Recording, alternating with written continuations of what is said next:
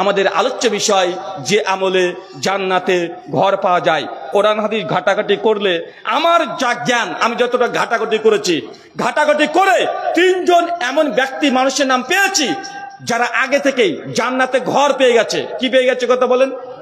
আগে থেকে জান্নাতে ঘর পেয়ে গেছে। মানে এখনো কিয়ামত সংগঠিত হয় নাই, এখনো জান্নাত আসে নাই, এখন জাহান্নামের ফলাফল হয় নাই, এখনো কিয়ামতের যত আলামত সবগুলো কমপ্লিট হয় নাই, গোটা সৃষ্টি জগৎকে আল্লাহ ধ্বংস করে নাই, এখনো বিচার কার্যালয় হয় নাই। কিন্তু তার আগেই এমন কিছু মানুষ আছে যাদের আমল এত উঁচু মানের যে আল্লাহ সুবহানাহু ওয়া তাআলা আগে থেকে জানিয়ে দিয়েছেন তারা জান্নাতে ঘর পাবে। আচ্ছা, আপনারা জান্নাত বিশ্বাস করেন তো? আবার মৃত্যুর পর জীবন আছে, এটা বিশ্বাস আছে তো? আবার কেন আমি একদিন আলোচনা করছিলাম এই বিষয়ের পুরে যে মানে কবরের আযাব প্রসঙ্গে একটা আলোচনা করছিলাম যে জান্নাতের বর্ণনা। আলোচনার শেষে একজন যুবক চট করে দাঁড়িয়ে তখন বলছে যে রুহুল আমিন ভাই, আপনার বক্তব্য বেশ শুনতে ভালোই লাগে, আপনি অনেক কোরআন হাদিস আবার বিজ্ঞান সামনে রেখেও কথা বলেন, তবে আমার একটা মনে সংশয় আছে। কি সংশয়? বলছে আমি কবরের আযাব বিশ্বাস করি না। এমন মানুষ আছেন নাই? অনেক মানুষের মধ্যে এই প্রশ্ন, আরে হুজুর তুমি এত জান্নাতের ওয়াজ করছো, জাহান্নামের কথা বলছো, কবরের আযাবের কথা বলছো, পুলসিরাতের কথা বলছো, আরে মানুষ মরার পরে যে জান্নাত আছে বা জাহান্নাম আছে কে দেখে এসেছে? তুমি দেখে এসেছো? বা এমন প্রশ্ন করে কি করে না? যে কে, তার প্রমাণ কি? মানুষ যে মৃত্যুর পর জীবন আছে এর প্রমাণ কি? মনে রাখবেন, মৃত্যুর পর যদি জীবন না থাকে তাহলে দুনিয়াতে ন্যায় অন্যায় বলে কিছু থাকবে না। চলেন একটা ছোট্ট উদাহরণ দিয়ে আপনাকে বোঝানোর চেষ্টা করি। মৃত্যুর পর জীবন যদি না থাকে এই সৃষ্টি জগৎ এটা সম্পূর্ণ সেলফিস্ট হয়ে যাবে, মানে স্বার্থপর, জোরজার, মুল্লুক তার। কোন বিচার, কোন ইনসাফ এই পৃথিবীতে পাওয়া যায়? কথা বলেন।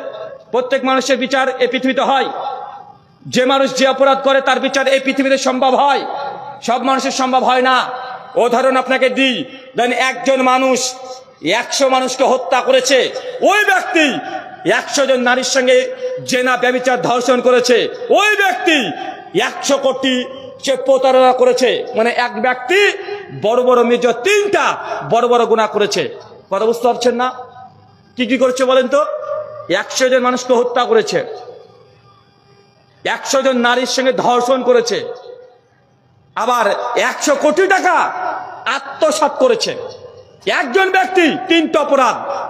এখন এই ব্যক্তিকে যদি পুলিশ গ্রেপ্তার করে, তার কেস আদালতে যাবে, আদালতে কি সিদ্ধান্ত হবে? ফাঁসি হবে না? তো ওনার কাছে তো তাহলে 300 রিপোর্ট আছে, জজের কাছে 300 খান অপরাধ। প্রত্যেক পরিবার 100 জন মানুষকে হত্যা করেছে। আমার পরিবারে কেউ হত্যা করেছে, আমি একটা জিডি করে দিয়েছি। উনার পরিবারে কেউ হত্যা করেছে, উনি একটা জিডি করে দিয়েছেন। যাকে ব্যভিচার করেছে, ধর্ষণ করেছে, প্রত্যেক নারীর বাবারা ইনসাফ দরকার আছে না নাই? ন্যায় দরকার আছে না নাই? বিচারের দরকার আছে না নাই?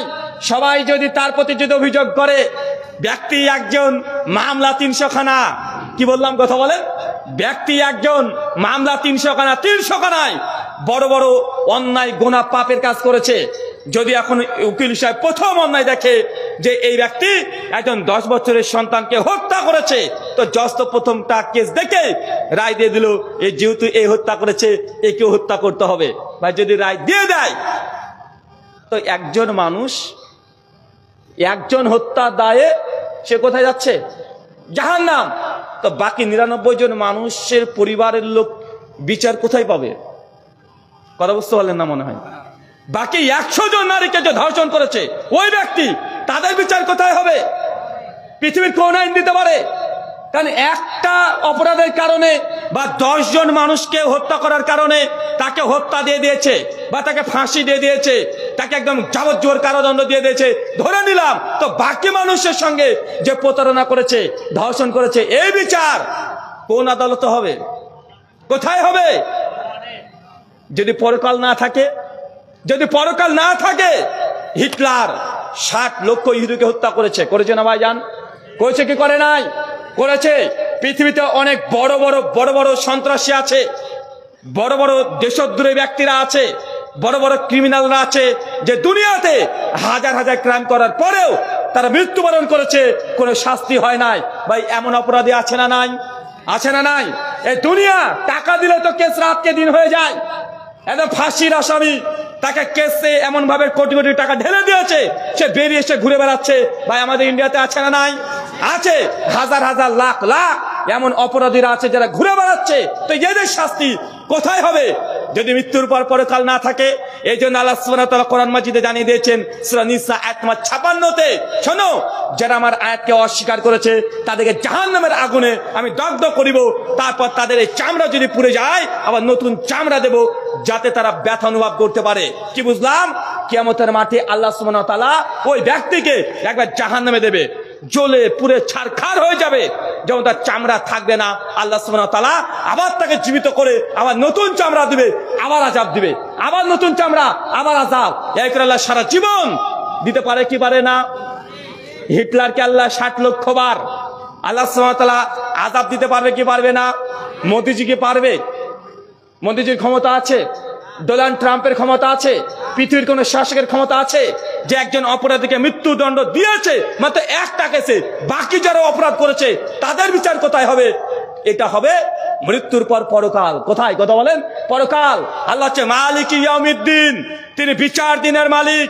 তিনি প্রত্যেক জিনিসের অণু থেকে পরমাণু পর্যন্ত সবকিছুর ভালো মন্দের বিচার সেই দিন আপনাকে করে দেওয়া হবে। তাই মনে রাখবেন, যদি মৃত্যুর পর জীবন, যদি পরকাল যদি না থাকে, এই দুনিয়া ন্যায় অন্যায় বলে কিছু থাকবে না। জোর যার, মুল্লুক তার, কোনটা হালাল কোনটা হারাম, কোনটা নৈতিক কোনটা অনৈতিক, এর 5 পয়সা মূল্য নেই। কারণ আমি দুনিয়াতে বেঁচে থাকবো লড়াই করে আমার ভালো থাকার জন্য। যদি পরকাল না থাকে ভাই এরকম হয়ে যাবে না? হবে। আল্লাহ সুবহানাহু ওয়া তাআলা আমাদের পরকালের প্রতি আরো গভীর তীক্ষ্ণ ঈমান আমাদের অন্তর তুমি জাগিয়ে দাও, সকলে বলি আমিন।